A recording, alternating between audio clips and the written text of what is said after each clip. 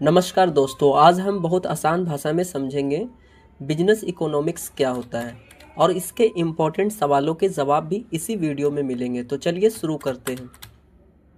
तो सबसे पहले आते हैं हम पार्ट 1 में, व्यवसाय अर्थशास्त्र का मतलब क्या होता है। तो सबसे पहले सवाल आता है ये, बिजनेस इकोनॉमिक्स की परिभाषा क्या है। इसका आसान जवाब, जब किसी व्यवसायी के पास समय और संसाधन कम हो तो वह इनका सबसे अच्छा उपयोग कैसे करे ताकि ज़्यादा मुनाफा कमा सके। यही सिखाता है बिजनेस इकोनॉमिक्स। ये हमें बताता है कौन सी चीज़ बनानी है, कितनी बनानी है और किस दाम पर बेचनी है। यानी यह विषय व्यापार को सही रास्ता दिखाता है।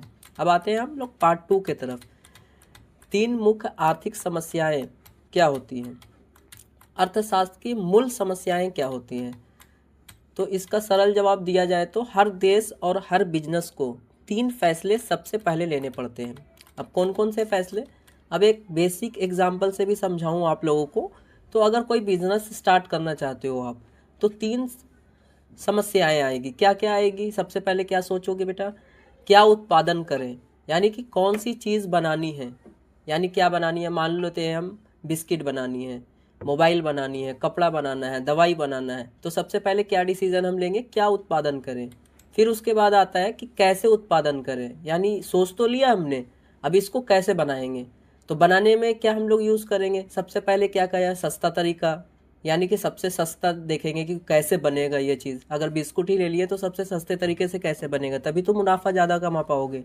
यानी कि सस्ता तरीका कौन सा है, सस्ता तरीका कौन सा है, मशीन से बनाएंगे या मजदूर रखेंगे उसके लिए। बन जाने के बाद क्या करेंगे कि किसके लिए उत्पादन करेंगे, हम बना किसके लिए रहे हैं, लोगों के लिए बना रहे हैं, जिनको नीड है, जिनको ज़रूरत है। यानी कि क्या ये चीज़ अमीर खरीदेंगे या मध्यम वर्ग के लोग खरीदेंगे या आम लोग खरीदेंगे। सीधे शब्दों में समझा जाए तो संसाधन कम है, ज़रूरतें ज़्यादा है, इसलिए ये 3 समस्याएं हमेशा रहती है, चाहे आप कोई सा भी बिजनेस स्टार्ट करें। तीसरा आता है अवसर लागत। ये एग्ज़ाम के बिहाफ से सुपर इम्पोर्टेंट टॉपिक है, यानी कि ये एग्ज़ाम में आपको देखने को मिलेगा ही मिलेगा। अब एक और बहुत इम्पोर्टेंट सवाल ये है कि अवसर लागत क्या होता है। सिंपल एग्जांपल से सबसे पहले हम समझाते हैं। मान लीजिए आपको भूख भी लगी है और मूवी भी देखनी है, ठीक है। तो आप सबसे पहले क्या करोगे, अपने भूख को मिटाओगे। अब अपने भूख को तो मिटा लिए आप, अब अपने भूख को मिटा लिए तो फिर आप मूवी देखने नहीं जा सकते हो। तो इसका मतलब यही है कि आपने खाना खा लिया, अब मूवी नहीं देख सकते। यानी कि जो मौका छूट गया वही अवसर लागत है। यानी कि एक के चक्कर में आपने दूसरी चीज़ों को त्याग कर दिया, तो उसी को क्या बोलेंगे, अवसर लागत। मतलब एक विकल्प चुनने पर दूसरा अच्छा विकल्प छोड़ना पड़ता है।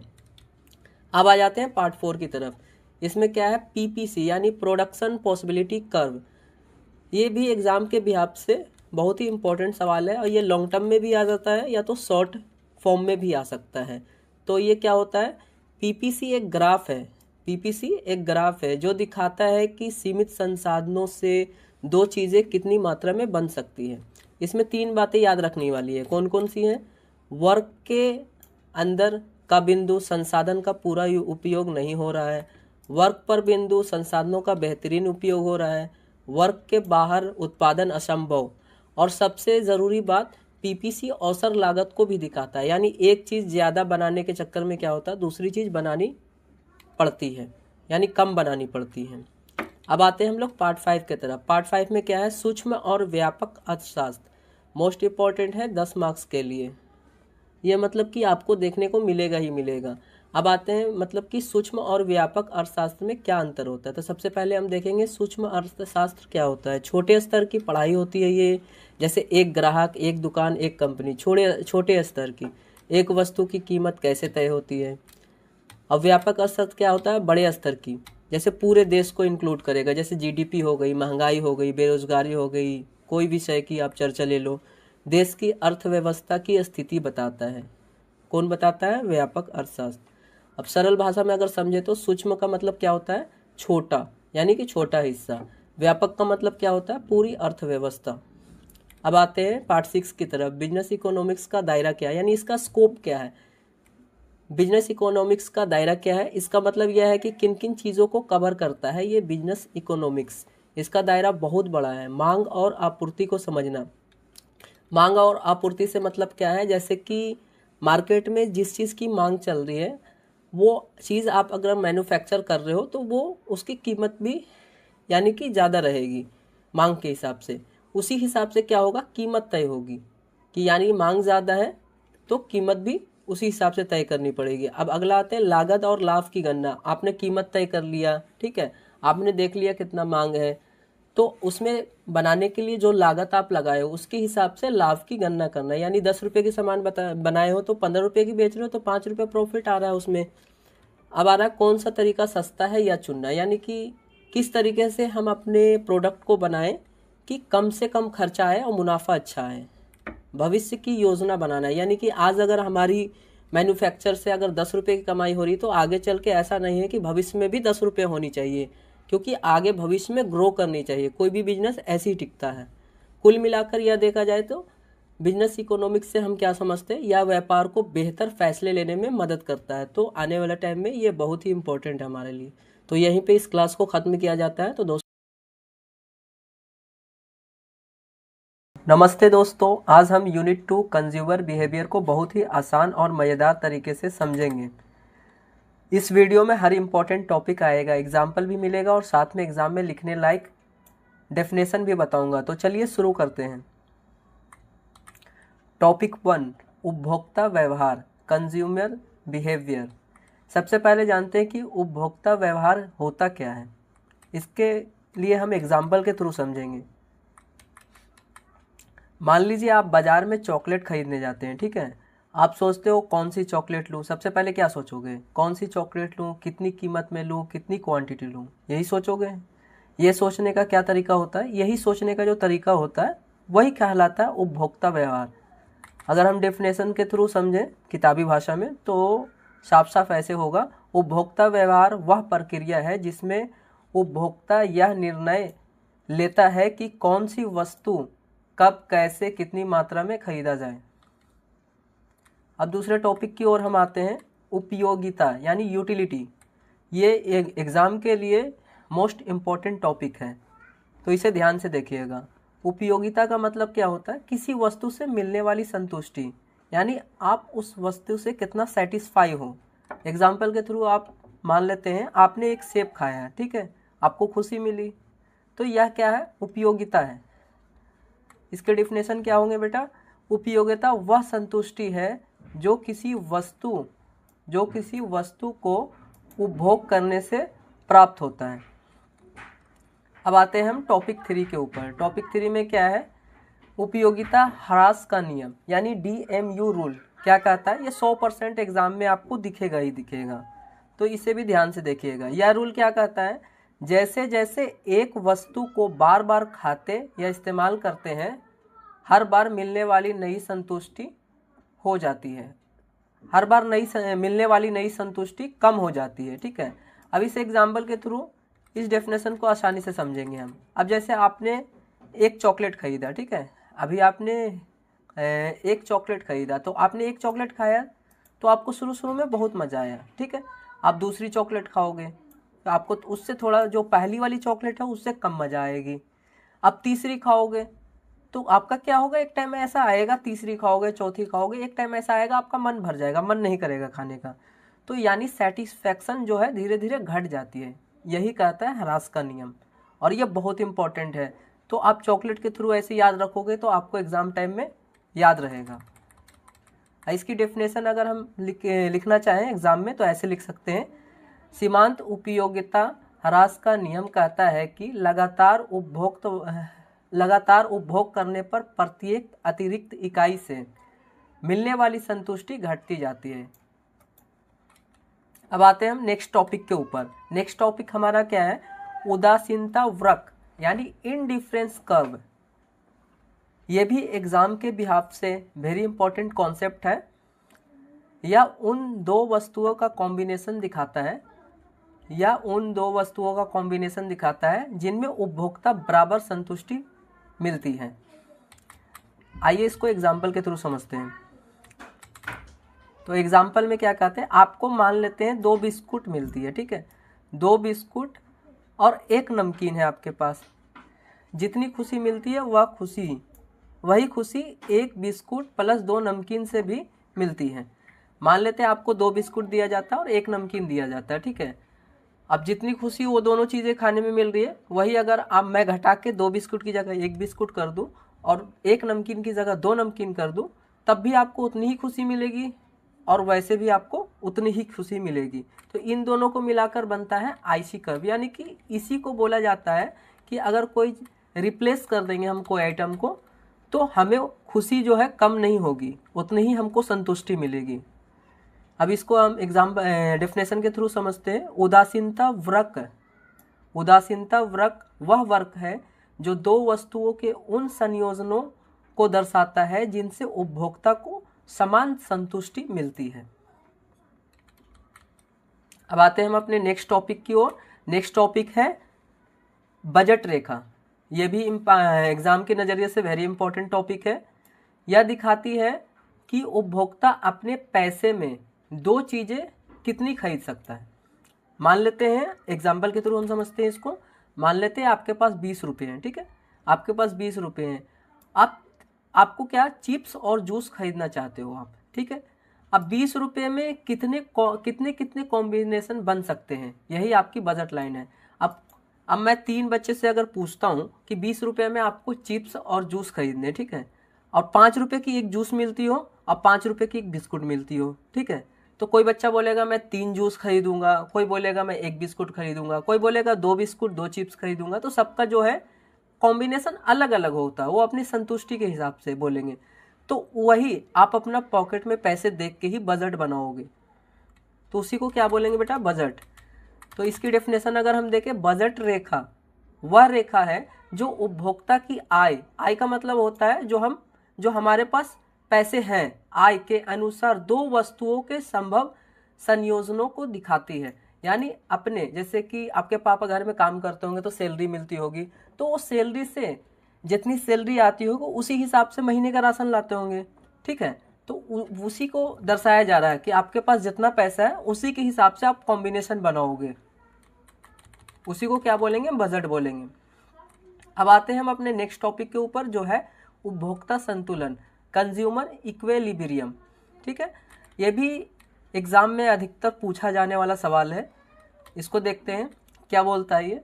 जब उपभोक्ता अपने पैसे में रहते हुए सबसे ज़्यादा संतुष्टि प्राप्त कर लेता है उसे उपभोक्ता संतुलन कहते हैं। एग्जाम्पल के थ्रू अगर समझे हम, आपके पास 20 रुपये है, ठीक है, आप ऐसा कॉम्बिनेशन खरीदते हो जिससे आपको सबसे ज़्यादा खुशी मिले, वही आपकी इक्विलिब्रियम स्थिति है। डेफिनेशन अगर हम देखें, एक सेकेंड, सॉरी बेटा, डेफिनेशन अगर हम देखें इसका, अभी हम क्या पढ़ रहे थे, हाँ ये रहा। अगर हम डेफिनेशन इसका देखें, उपभोक्ता संतुलन वह स्थिति है जहां बजट रेखा उपभोक्ता के सर्वोच्च उदासीनता वृत्त को स्पर्श करती है, ठीक है। अब हम आते हैं नेक्स्ट टॉपिक की ओर। नेक्स्ट टॉपिक हमारा क्या है, मांग का नियम, यानी लॉ ऑफ डिमांड। डिमांड का मतलब आप समझ रहे हो, ये 100% एग्जाम में आएगा ही आएगा। इसके एग्जाम्पल देखते हैं पहले। अगर आइसक्रीम के दाम बढ़ जाएं, ठीक है, तो बच्चे क्या करेंगे, कम खरीदेंगे। अब अगर आइसक्रीम के दाम घट जाएं तो बच्चे क्या करेंगे, ज़्यादा खरीदेंगे। ऑब्वियस सी बात है, अगर किसी चीज़ की भी दाम बढ़ती है तो मांग कम हो जाती है, और दाम घटती है तो मांग ज़्यादा हो जाती है। अगर डिफिनेशन के थ्रू हम पढ़ें इसको, मांग का नियम यह कहता है कि वस्तु की कीमत बढ़ने पर मांग घटती है और कीमत घटने पर मांग बढ़ जाती है। अब आते हैं नेक्स्ट टॉपिक की ओर, जो हमारा टॉपिक 8 है, मांग की लोच, यानी इलास्टिसिटी ऑफ डिमांड। ये भी वेरी इंपॉर्टेंट है। लोच बताती है कि कीमत बदलने पर मांग कितनी बदलती है। एग्जाम्पल के थ्रू अगर हम समझें तो मान लेते हैं फ्रेंच फ्राइज के दाम बढ़े तो बच्चे क्या करेंगे, कम खरीदेंगे अगर दाम बढ़ गए तो। इसमें क्या है, लोच ज़्यादा आ गया, यानी लचीलापन ज़्यादा हो गया दाम में। और नमक के दाम बढ़े, लोग फिर भी खरीदेंगे क्योंकि लोच कम है। क्यों है, क्योंकि इसकी जो है नमक खरीदने की जो है, फ्रेंच फ्राइज अगर एक टाइम पे हम ना भी खरीदें तो ज़रूरी वाली चीज़ें नहीं है, लेकिन नमक एक ऐसी नीड है जो ज़रूरी है, ये खरीदेंगे ही खरीदेंगे। यहाँ पे लोच कम है और यहाँ पे लोच ज़्यादा है। अब डेफिनेशन देखते हैं। लोच वह माप है जो बताता है कि कीमत में परिवर्तन होने पर मांग कितनी बदलती है। तो यहीं तक था, लास्ट हो गया है ये। तो दोस्तों आज आपने कंज्यूमर बिहेवियर को बहुत आसान भाषा में सीखा। नमस्ते दोस्तों, आज हम पढ़ेंगे यूनिट 3 प्रोडक्शन एंड कॉस्ट, लेकिन बहुत ही आसान और मज़ेदार भाषा में, जैसे पिछली बार हमने पढ़ा था। तो हर टॉपिक में एग्जाम्पल भी मिलेगा पिछली बार की तरह, और एग्जाम में लिखने वाली डिफिनेशन भी मिलेगी। तो चलिए शुरू करते हैं। तो सबसे पहले हम आते हैं टॉपिक 1 की तरफ। टॉपिक 1 क्या हमारा है? प्रोडक्शन, यानी बोले तो उत्पादन। सबसे पहले समझते हैं उत्पादन होता क्या है। सोचो आपके पास आटा, चीनी और तेल है, ठीक है। आपने इनसे बिस्कुट बना लिया। अब कच्चा माल से आपने क्या किया? एक बिस्किट तैयार किया, सामान तैयार किया। यही है उत्पादन। इसी को क्या बोलेंगे? प्रोडक्शन। यानी आपने कच्चा माल से किसी चीज़ का इन्वेंट किया, तो प्रोडक्शन हुआ। अब इसकी डिफिनेशन अगर देखें हम, तो कच्चा माल को उपयोगी वस्तु में बदलने की प्रक्रिया को ही उत्पादन कहते हैं। अब आते हैं हम टॉपिक 2 की तरफ। टॉपिक 2 हमारा क्या है? Production function. ये टॉपिक भी बहुत इंपॉर्टेंट है एग्जाम के बिहाफ से देखा जाए तो। प्रोडक्शन फंक्शन बताता है कि अगर हम इनपुट बदले, जैसे मजदूर या मशीन, तो आउटपुट कितना बदलेगा। जैसे मान लो कि कहीं पे मजदूर के थ्रू ना काम करवा के मशीन से करवा रहे हो, तो आउटपुट ऑब्वियस सी बात है बदलेगा ही बदलेगा। तो हम इसी को एग्जांपल के थ्रू समझते हैं। 2 मजदूर है कहीं पे, 2 मजदूर है तो कितने बनेंगे बिस्किट? 20 बिस्कुट बनेंगे। 3 मजदूर है तो 30 बिस्कुट, यानी पर मजदूर 10 बिस्किट बना रहा है। इस संबंध से प्रोडक्शन फंक्शन कहते हैं। इसे क्या कहते हैं? फंक्शन कहते हैं। यानी एक बंदे का बनाने का जो कैपेसिटी है 10 बिस्किट।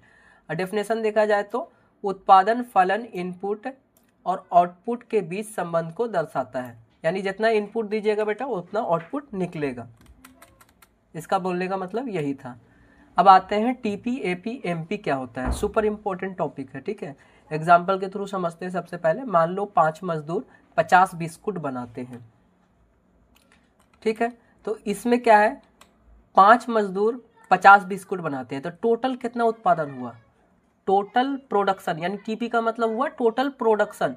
टोटल प्रोडक्शन हुआ 50, तो इसी को बोलेंगे कुल उत्पादन। एपी का मतलब हुआ प्रति मजदूर उत्पादन, यानी एक मजदूर कितना बिस्किट बना रहा है। 5 है तो 50 बना, तो एक मजदूर 10 बना रहा है, तो इसी को बोलेंगे एपी। अगर एक मजदूर और जोड़ दिया जाए तो 12 बिस्कुट एक्स्ट्रा बनेंगे, ठीक है। तो इसी को क्या बोलेंगे? एमपी। अगर एक मजदूर और जोड़ा जाए, 5 कर रहे थे काम और 6 जोड़ दिया जाए तो। अब इसका डेफिनेशन अगर देखें हम, तो टीपी का मतलब होता है, नॉर्मल सी बात है, कुल उत्पादन। एपी का प्रति मजदूर उत्पादन। एमपी का अतिरिक्त मजदूर से अतिरिक्त उत्पादन। ये तीनों एग्जाम में हर बार आते हैं। अब आते हैं टॉपिक 4 की ओर। लॉ ऑफ वेरिएबल प्रोपोर्शन सबसे इंपॉर्टेंट टॉपिक है। ये रूल बताता है कि जैसे जैसे मजदूर बढ़ते जाते हैं, पहले उत्पादन तेजी से बढ़ता है, फिर धीरे धीरे बढ़ता है और आखिर में घट भी सकता है। इसे हम समझते हैं एग्जाम्पल के थ्रू। पहले दो मजदूर अच्छा काम किए तो उत्पादन क्या होगा? बढ़ेगा। अब 6 मजदूर हैं, जगह कम है, तो उत्पादन क्या होगा? धीरे होगा। 12 मजदूर है, भीड़ लग गई, अब तो उत्पादन और भी कम हो जाएगा। ये 3 स्टेज हैं, ठीक है। अब इसका डेफिनेशन पढ़ते हैं। जब एक इनपुट बढ़ता है तो बाकी स्थिर रहते हैं, तो उत्पादन 3 चरणों में बढ़ता है, धीमा होता है और घटता है, से गुजरता है। टॉपिक 5 पे आते हैं, नेक्स्ट टॉपिक की ओर। लागत क्या होता है? लागत यानी कि कॉस्ट क्या होता है? उत्पादन करने पर जो भी पैसा खर्च होता है वही लागत कहलाती है। यानी कोई भी प्रोडक्ट आप बना रहे हो, उस पर कितना पैसा इन्वेस्ट कर रहे हो, वही कॉस्ट हुआ। एग्जाम्पल जैसे मजदूरी हो गया, बिजली बिल हो गया, मशीन हो गया, कच्चा माल। यानी एक प्रोडक्ट अगर किसी कंपनी में बन रही है तो मजदूर रख रहे होगे, उसको सैलरी कितना दे रहे हो, वहाँ का बिजली बिल जा रहा होगा, वो कितना जा रहा है, कच्चा माल बन रहा है तो उसके रॉ मटेरियल लग रहे होंगे बनाने में। उत्पादन में डेफिनेशन देखा जाए तो उत्पादन में होने वाली कुल खर्च को लागत कहते हैं। नेक्स्ट टॉपिक पे आते हैं हम। क्या है next topic? Type of cost, यानी लागत के प्रकार। वेरी इंपॉर्टेंट क्वेश्चन है ये। पहला है क्या है? फिक्स कॉस्ट, अस्थाई लागत। ये क्या होता है? उत्पादन हो या ना हो, ये खर्च रहेगा ही रहेगा। जैसे कि मान लो कि आप कोई प्रोडक्ट बनाना चाहते हो, पर्स बनाना चाहते हो, मान लेते हैं, तो दुकान एक खरीदोगे तो दुकान का किराया तो दोगे, बड़ा सा हॉल लोगे आप, तो लैंड का किराया वो तो फिक्स रहेगा। आपका प्रोडक्ट बने ना बने उससे कोई मैटर नहीं करता, तो ये फिक्स रहेगा। इसी को क्या बोलेंगे? स्थायी लागत, जो लागत उत्पादन से नहीं बदलती। नेक्स्ट आता है वेरिएबल कॉस्ट, यानी परिवर्ती लागत। उत्पादन बढ़ेगा तो खर्च बढ़ेंगे, उत्पादन घटेगा तो खर्च घटेंगे। यानी कि पर्स बनाने के लिए क्या लगेगा? लेदर लगेंगे, चमड़ा लगेगा। तो चमड़े, अगर मान लो आप 100 पर्स बना रहे हो तो 100 पर्स का ही कच्चा माल खरीदोगे चमड़े के लिए, जितने भी यूज़ होंगे। अगर जैसे ही आप 200 का ऑर्डर आ गया आपके पास, तो उत्पादन भी बढ़ेंगे। उसी को बोला जा रहा है वेरिएबल कॉस्ट, जो लागत उत्पादन बढ़ने पर बढ़ती है। अब आते हैं तीसरा, एवरेज कॉस्ट क्या होता है? प्रति यूनिट लागत, यानी एक पर्स को बनाने में कितना लागत आ रहा है। मान लो एक पर्स को बनाने में 100 रुपये आ रहा है, वही देखा जा रहा है। अब आते हैं फॉर्मूला AC, यानी कुल लागत को डिवाइड अगर उत्पादन से करेंगे तो AC निकल के आएगा। चौथा आते हैं मार्जिनल कॉस्ट, एक यूनिट एक्स्ट्रा बनाने को जो एक्स्ट्रा खर्च हो उसे ही मार्जिनल कॉस्ट कहते हैं। अगर अलग से कोई एक्स्ट्रा बनाया जा रहा है, एक साथ ना बना के एक अलग से बनाया जा रहा है, तो उस पर खर्च ज़्यादा आएगा, तो उसी को एक्स्ट्रा खर्च बताया जा रहा है, तो वो भी कंपनी में लगेगी ही लगेगी, कभी कभी आ जाता है। अब आते हैं अपने नेक्स्ट टॉपिक की तरफ, topic 7, short run cost curve. ये भी इंपॉर्टेंट है, ग्राफ के थ्रू एग्जाम में आता है। एग्जाम में हमेशा पूछा जाता है। AC कर्व यू शेप में होता है। AC कर्व कैसा होगा? यू शेप में होगा। अगला आ जाओ, ABC कर्व क्या होता है? ये भी होता है यू शेप में। MC यानी मार्जिनल कॉस्ट, सबसे पहले नीचे जाता है फिर ऊपर। मेरे पास ग्राफ नहीं है तो मैं ग्राफ दिखा देता। मैं अपने PDF में हो सकता है, या तो मैं अटैच कर दूंगा, या तो मेरे व्हाट्सएप ग्रुप पे आप लिंक पे डिस्क्रिप्शन में लिंक होगा, उसके थ्रू व्हाट्सएप पे ज्वाइन होइएगा तो आपको PDF भी मिल जाएगा। MC AC को नीचे वाले बिंदु पर काटता है। अब अगला आ जाइए, इंपॉर्टेंट लाइन क्या है? अल्पकाल में लागत वर्ग U आकार के होते हैं। नेक्स्ट टॉपिक पे आते हैं हम, इकोनॉमीज ऑफ स्केल। ये भी वेरी इंपॉर्टेंट टॉपिक है।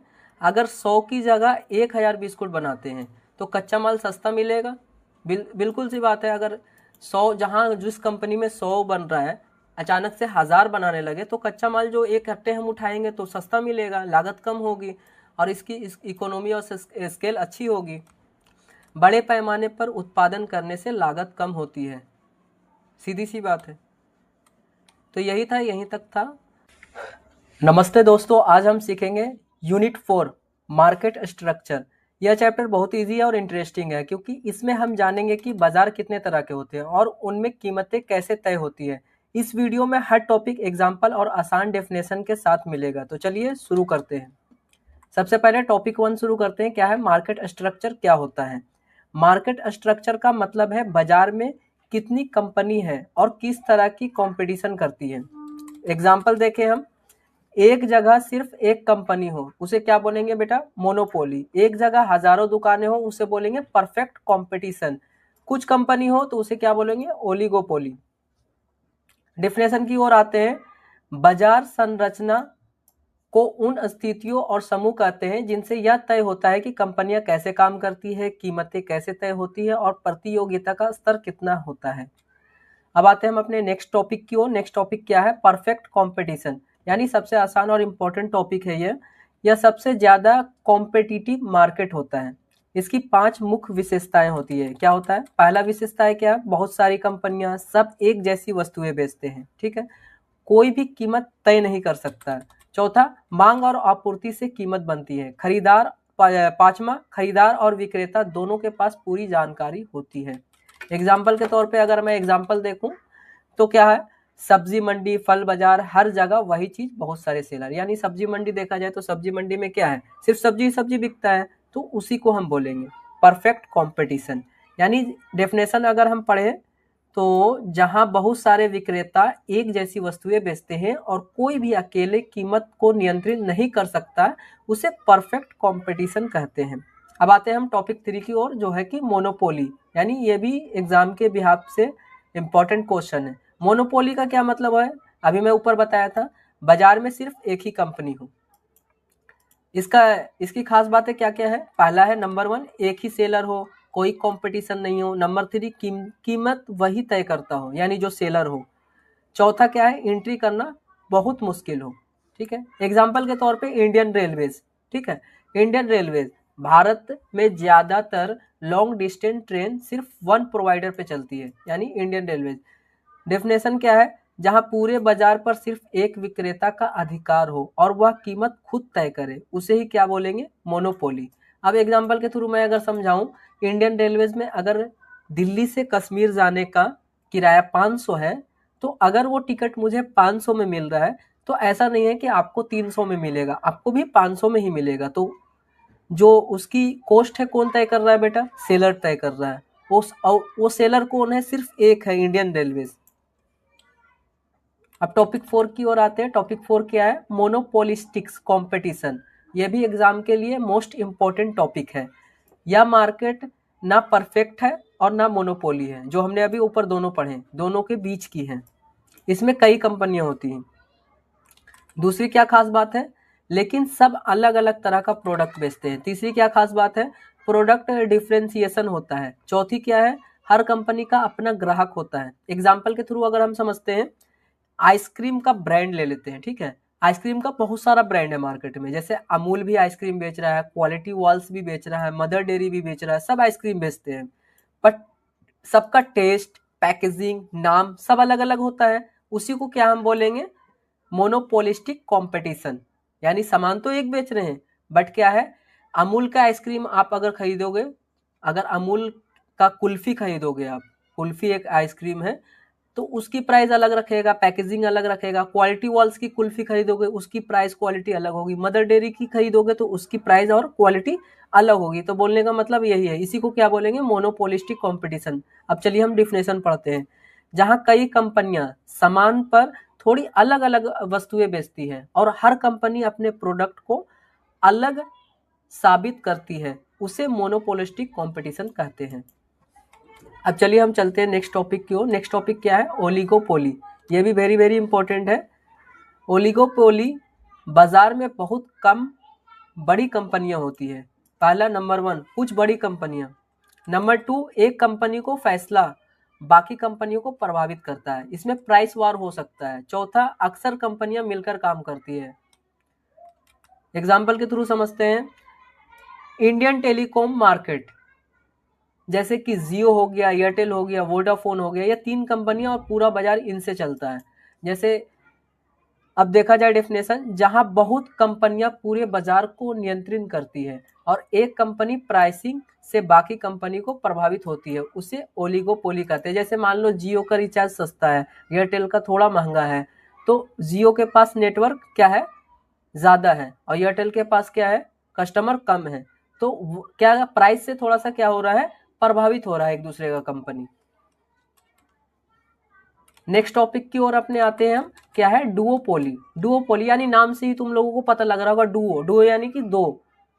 अब दो कंपनी मार्केट को कंट्रोल करती है, उसी को क्या बोलते हैं? डुओपोली। एग्जांपल के अगर नजरिए से हम देखा जाए तो, अब दो कोका कोला के दो ब्रांड है। कोका कोला एक वो है, ड्रिंक है। कोका कोला के दो ब्रांड है, एक कोक भी बनाता है, एक पेप्सी भी बनाता है। ठीक है, दोनों किसी छोटे शहर में, जहां सिर्फ दो कंपनी को पूरे बाजार पर हावी हो, उसी को डुओपोली कहलाता है। जैसे कोको कोला कोक भी बना रहा है, पेप्सी वाले भी बना रहे हैं, मार्केट में बेच रहे हैं, तो दोनों का कंपटीशन सेम है। तो इस वजह से इसी को ही बोलेंगे डुओपोली, इस बिजनेस को। नेक्स्ट टॉपिक की ओर आते हैं अपना, प्राइस डिटर्मिनेशन। ये भी इंपॉर्टेंट टॉपिक है एग्जाम के नजरिए से। हर मार्केट में कीमत अलग अलग तरह से तय होती है। नेक्स्ट क्या है? पहला क्या? Perfect competition. ये उसी का वो है, इसमें पूरा आ जाएगा, इसी का वो है जो हमने ऊपर सारा पढ़ा, फिर भी मैं बता देता हूँ। परफेक्ट कंपटीशन, इसका ऊपर हमने क्या पढ़ा था? मांग और आपूर्ति कीमत तय करते हैं, कोई सेलर कीमत नहीं बदल सकता है। यानी कि सब्जी मंडी में क्या है कि ज़रूरी नहीं है कि सब्जी मंडी में अगर कोई गोभी 20 रुपये किलो बेच रहा है तो दूसरा बंदा 30 नहीं बेच सकता, दूसरा बंदा 30 बेच रहा है, सबका सेलर अलग अलग है, वो अपनी अपनी कीमत बदल सकते हैं, वही बोला जा रहा है। अब मोनोपोली पे आते हैं। मोनोपोली में एक सेलर खुद कीमत तय करता है, यानी उसमें एक सेलर होता है। जैसे इंडियन रेलवेज टिकट की कीमत वाली एग्जांपल दिया था, वही समझिए आप। नेक्स्ट आ जाइए आप, मोनोपोलिस्टिक।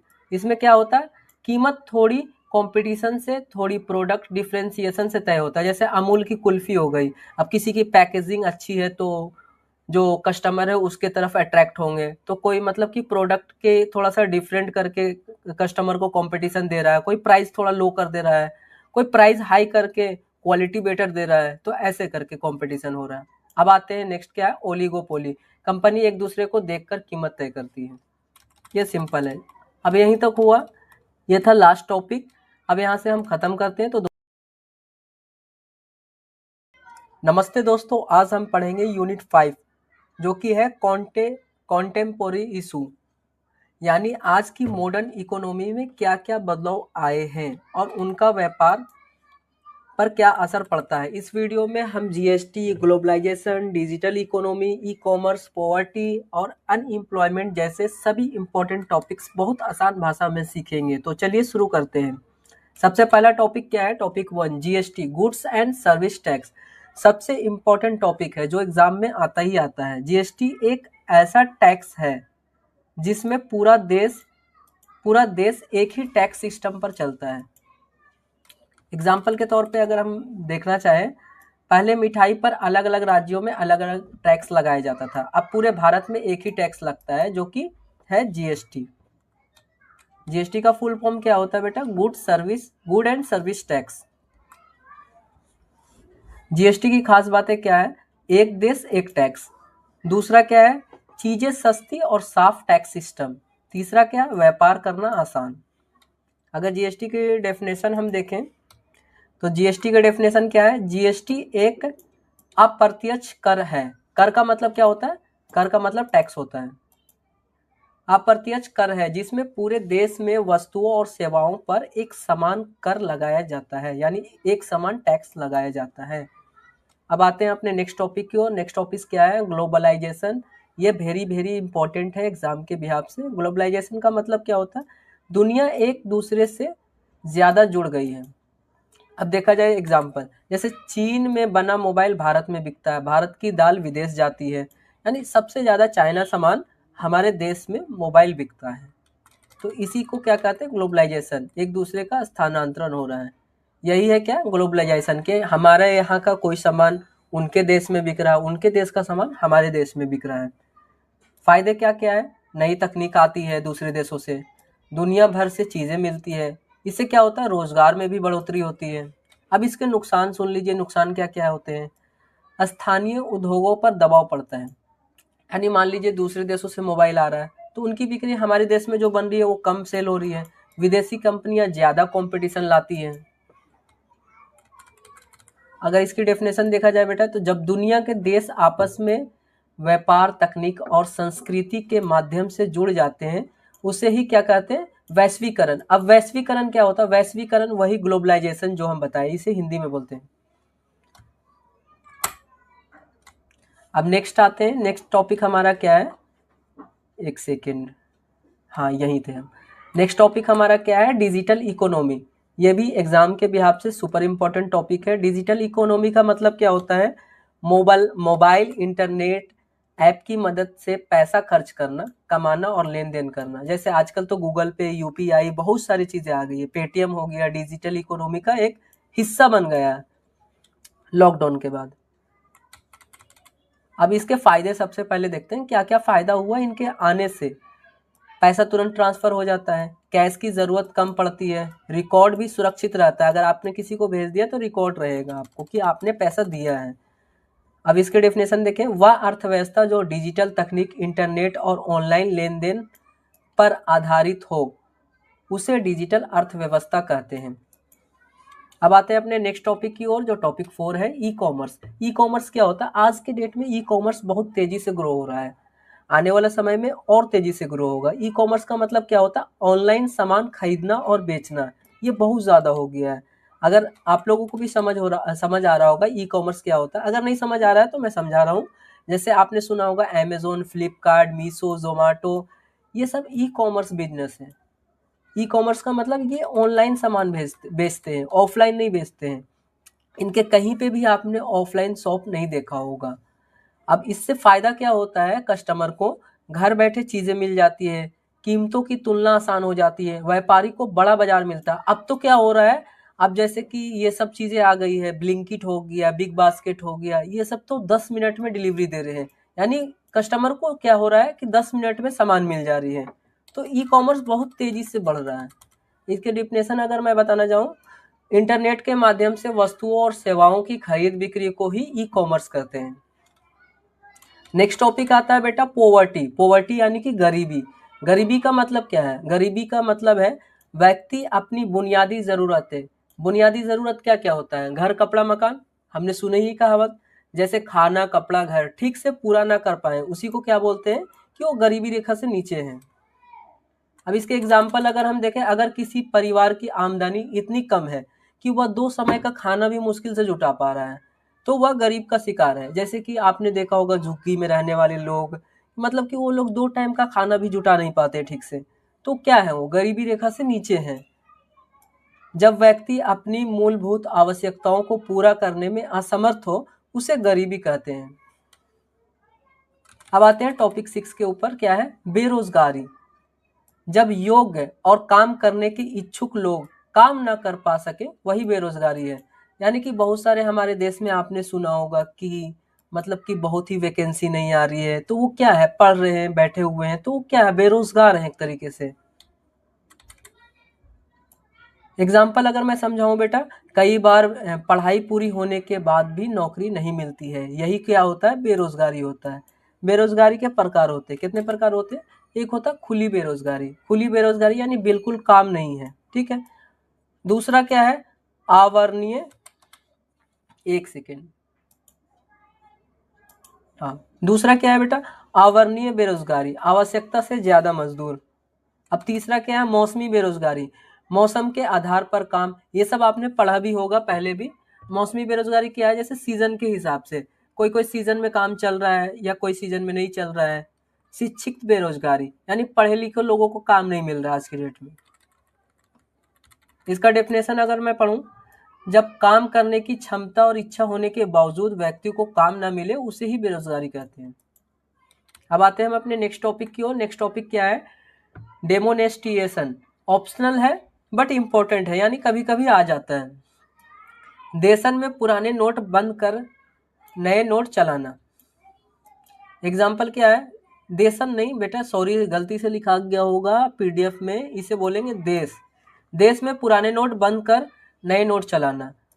एग्जाम्पल मैं देखूं, 2016 में आपको भी पता है 500 हजार के पुराने नोट बंद किए गए थे। कारण क्या क्या था बंद करने का? काला धन रोकना, डिजिटल पेमेंट को बढ़ावा देना। इसके डेफिनेशन पढ़ते हैं। जब सरकार पुराने नोट को अमान्य घोषित कर नए नोट लागू करती है, उसे ही नोटबंदी कहते हैं। तो यहीं तक था यूनिट 5, ये हमारी लास्ट थी यूनिट। तो दोस्तों आज हमने यूनिट 5 पढ़ा, इसको बहुत ही सरल भाषा से हमने समझा, जैसे सारे इंपॉर्टेंट टॉपिक्स को कवर कर लिए।